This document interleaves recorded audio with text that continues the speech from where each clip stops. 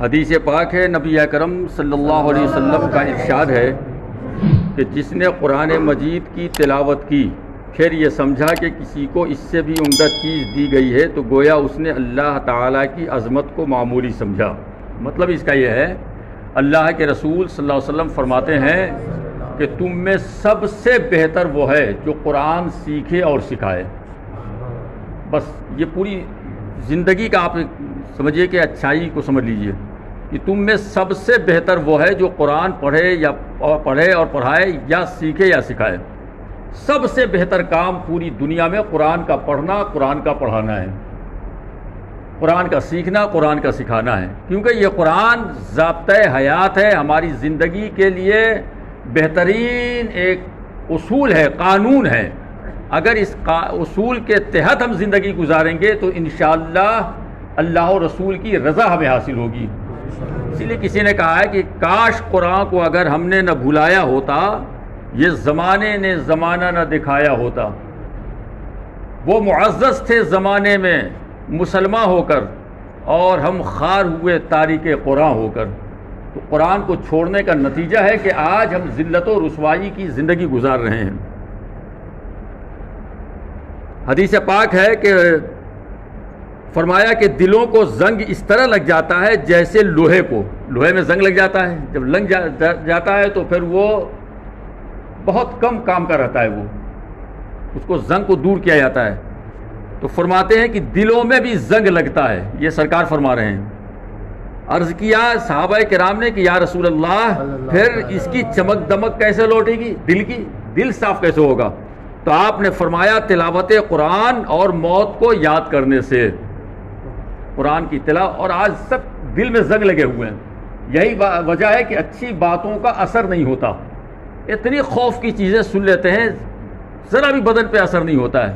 اب آپ بتائیے کہ موت اس قدر ہو رہی ہے، میں نے پہلے بیان کیا ہے، موت اس قدر ہو رہی ہے، لیکن موت تکلیف دہ کس قدر ہے یہ آپ نے کبھی سوچا ہے؟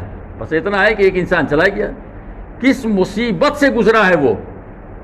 اگر اس کو سمجھنا ہے تو حضرت موسیٰ علیہ السلام کا ایک قول مبارک سنیے۔ جب حضرت موسیٰ علیہ السلام، یہ ایک بہت جلیل القدر پیغمبر ہیں، یہ بہت جلیل القدر پیغمبر ہیں، اللہ کے بہت پیارے ہیں یہ۔ ان کا وصال جب ہوا تو اللہ نے ان سے پوچھا کہ اے موسیٰ تم نے موت کو کیسا پایا؟ سمجھیے گا اس بات کو۔ دیکھیے جب ڈاکٹر کے پاس کوئی جاتا ہے تو عام بھی جاتے ہیں، خاص بھی جاتے ہیں۔ عام آدمی ہوتا ہے چلو لگاؤ، انجیکشن لگا دو، کچھ کر دو، لیکن جب کوئی خاص ہوتا ہے تو کہتا ہے میں خود اس کو انجیکشن دوں گا، بہت قریبی ہوتا ہے تو کہ نہیں میں اس کا کام خود کروں گا۔ تو اب سوچئے وہ کتنے احتیاط سے کام کرے گا، کیا تکلیف ہونے دے گا اس کو؟ نہیں ہونے دے گا۔ اب جو بھی تکلیف ہو رہی ہوگی وہ تکلیف وہ ہے جو فطری طور پر ہوتی ہے، اپنی طرف سے وہ تکلیف نہیں دے گا۔ حضرت موسیٰ علیہ السلام اللہ کے جلیل القدر پیغمبر ہیں، اتنے قریب ہیں، اتنے پیارے ہیں۔ اللہ نے کہا کہ اے موسیٰ موت کو تم نے کیسا پایا؟ تو حضرت موسیٰ علیہ السلام عرض کرتے ہیں اللہ موت کی تکلیف تو یہ میں بتا سکتا ہوں کہ جیسے زندہ بکرے کی قصائی کھال کھینچ رہا ہو۔ سمجھیے تکلیف وہ، ہمیں آپ کو سب کو اس منزل سے گزرنا ہے۔ آج احساس نہیں ہے، مست ہیں ہم، سن رہے ہیں، ہنس رہے ہیں، بول رہے ہیں، کوئی احساس نہیں۔ یہ وہ منزل ہے کہ جس سے سب کو گزرنا پڑے گا۔ دنیا میں اگر قانون کوئی آ جائے گورنمنٹ کی طرف سے، کوئی سخت قانون، تو آدمی یہ اندازہ لگاتا ہے جیسے انکم ٹیکس کا آ گیا، بھائی یہ پیسے والے ہیں یہ دیں گے، ہمیں کیا مطلب ہے؟ کسی کے پاس پراپرٹی ہے، بھائی میرے پاس تو ہے نہیں، یہ دیں گے جواب۔ لیکن یہ موت کا مسئلہ ایسا ہے کہ ہر شخص کو اس راستے سے گزرنا ہے، اور موت کی تکلیف یہ ہے جو حضرت موسیٰ علیہ السلام بیان کر رہے ہیں۔ بتائیے کس قدر شدید تکلیف ہے، کیا ہمیں آپ کو گزرنا ہے، ہمیں احساس نہیں ہے؟ احساس کرو میرے بھائی، احساس کرو، سمجھ رہے ہو؟ اگر کوئی دنیا سے چلا گیا، چند دن ہم نے رو لیا، غم منا لیا، ختم ہو گئے۔ اپنی فکر کرو اپنی۔ حضرت امام اعظم ابو حنیفہ رحمۃ اللہ تعالی علیہ جو دنیا کے اتنے بڑے امام، 4 اماموں میں سب سے فوقیت انہیں حاصل ہے۔